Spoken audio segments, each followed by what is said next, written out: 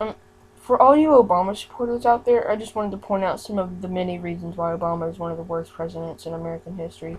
After you've heard mine, to make things interesting, down in the comment box, create a list of 10 reasons why Ronald Reagan was the best president in U.S. history.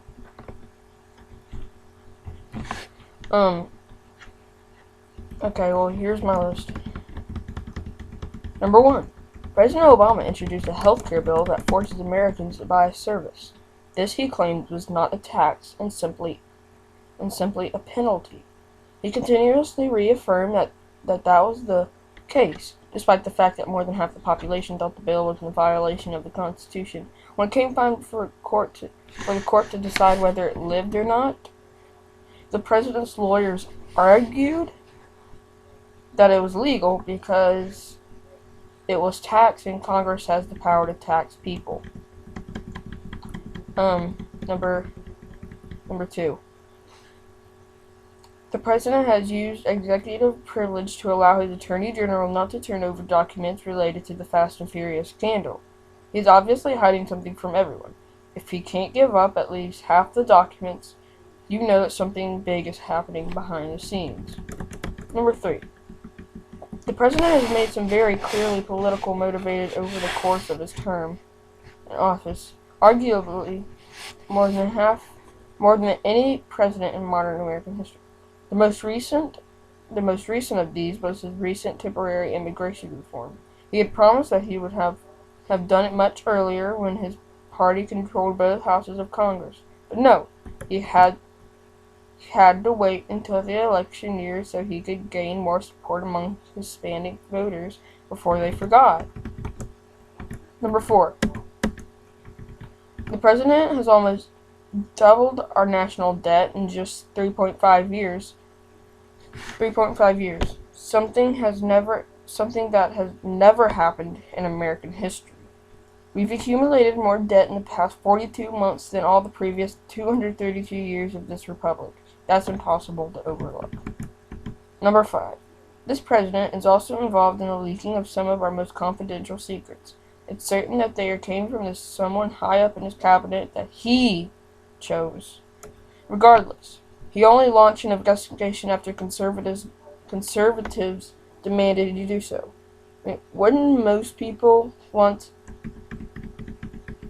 to start immediately to ensure that the traitor to our government could be put in jail as soon as possible and not do any more damages to this country? Number 6. President Obama is absolutely terrible at diplomacy. He convinced the Iranians that the U.S. won't stop their nuclear programs and we'd never attack them unless they attacked us. An Israeli ambassador even said they aren't afraid of us. Do you know that the president is sending a weak message when any nation isn't afraid of a world superpower? 7. The president has flip-flopped more than once on the issue of gay marriage. This shows that we can never know what he truly stands for. 8. Unemployment. Unemployment is higher than when the president first took office, and income is down. These stats should be much better. The president has been limiting economic growth because he has been limiting economic freedom for the job creators. President Obama has been supporting environmentalists by giving them tens of billions in funding and subsidies despite the much more pressing concerns that can't be solved without government and much practical to fix.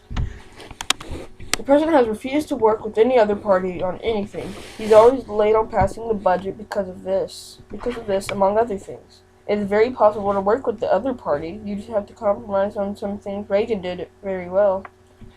President Obama can't just blame the Republicans every time the feds don't act fast enough. This is one of the prime indicators of a good president, and Mr. Obama lacks it.